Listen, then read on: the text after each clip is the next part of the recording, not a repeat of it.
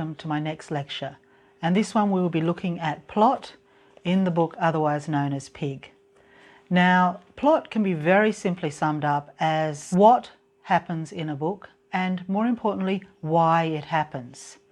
E.M. Forster is famous for defining plot, the king died and then the queen died. He claims that's just a story, but when you say the king died and the queen died of grief, then you have a plot.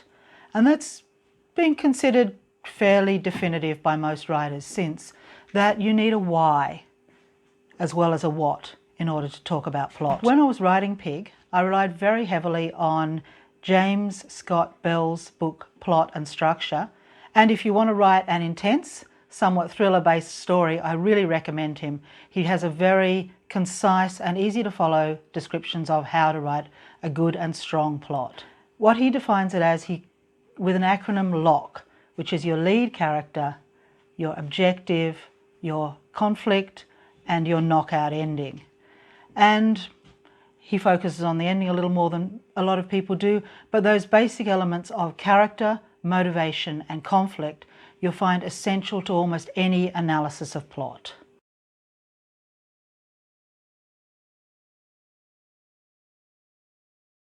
Another way to put it is you have a situation and then something goes wrong.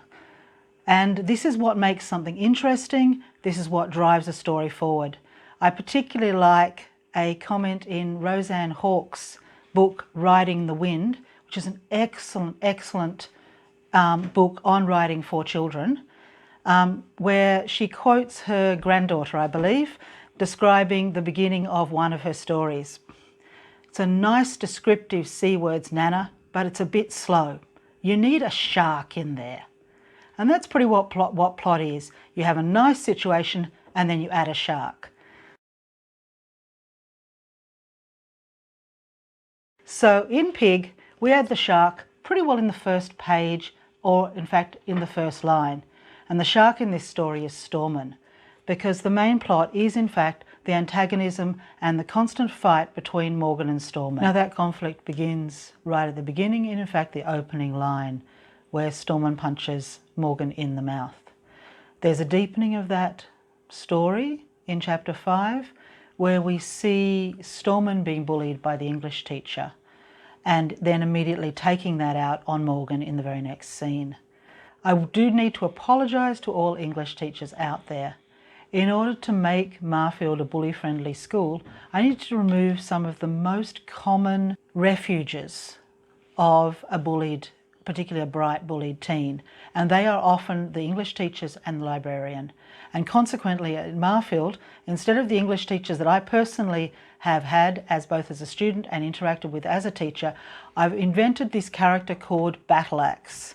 Well, that's Morgan's name for her, who is as brutal and unsympathetic as a Viking war axe. She bullies Stormin throughout the story, and we see Stormin taking that out immediately on Morgan. And it gives you a more understanding of what's going on with both of those characters.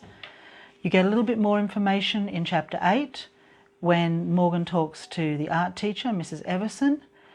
But the main turning points in Stormin and Morgan's story don't happen till nearly the end of the book. And that happens in chapter 25 in a piece I'll read to you in a minute, and then again in chapter 29. But now I'd like to read to you probably a very characteristic scene between Morgan and Stormin. And again, my apologies for those more conservative listeners. There's quite a bit of bad language in this scene. This is not something I'm advocating, but it is something that two 14-year-olds, male from the wrong side of the railways tracks, would definitely be speaking. Chapter 25, Basic Skills Test. In 5 minutes, you will start your basic skills test. Battle Axe stares around the English room, now set up for exam conditions, and makes the announcement as if she's declaring war. Stormin shifts in his seat. It'll need to be pretty basic, I mutter, if you want these morons to pass. She sends a gimlet stare in my direction. Every member of this class is going to perform adequately. The stare moves to Stormin. Is that clear? Stormin scowls. Is that clear, Michael? Stormin looks like a trapped bear. I already done it, he says. You have already done what? That test. I done it in primary school.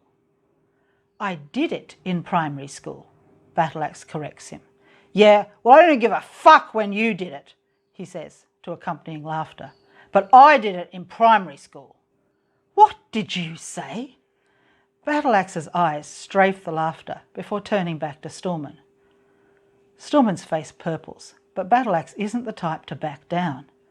What did you say, Michael? His throat thickens with the effort of not swearing. I said I already done that test, and I'm not doing it again. Pity there's more than one, I say, watching him sweat. 2 sets of eyes target me. What did you say, Morgan? Battleaxe asks. Stormin contents himself with an angry snarl. I said it's a pity there's more than one. I send a bitter smile back at Stormin, enjoying the fear in his eyes. And they don't let you keep doing the Year 3 test, not once you're into double figures. Crack. It's the table he hits, but I can still feel it. Shut the fuck up, pig. Michael Lawson, don't you use language like... Battleaxe is off on a tirade, but no one's listening. Stormin's crushing a pencil in his hand and staring straight at me. Just shut the fuck up. Shit, that felt good. Like I was winning for once. Oh, he'll make me pay for it, but he'll do that anyway, and right now I'm too angry to care. Liz has gone back to hanging with Steph and avoiding me at school, and I want to hit something. But I can't, can I? Thanks to Stormin, all I can do is talk. It's not always going to be like this. I'm going to get out of here. Even in this madhouse school, with its psychopaths and bullies and teachers who don't give a shit, I'm going to get an education and get a real job and get the hell out of Marfield. And Stormin will be lucky if he doesn't end up in prison like his stupid brother. Then we'll see which one of us is the loser.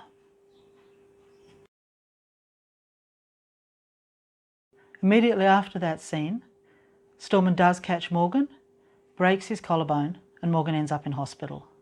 This way of fighting isn't working for him. And it's only when he lets go of hate, both of Stormin and probably even more importantly of himself, that he is able to do something about his situation. And that's pretty well the plot of Otherwise Known as Pig.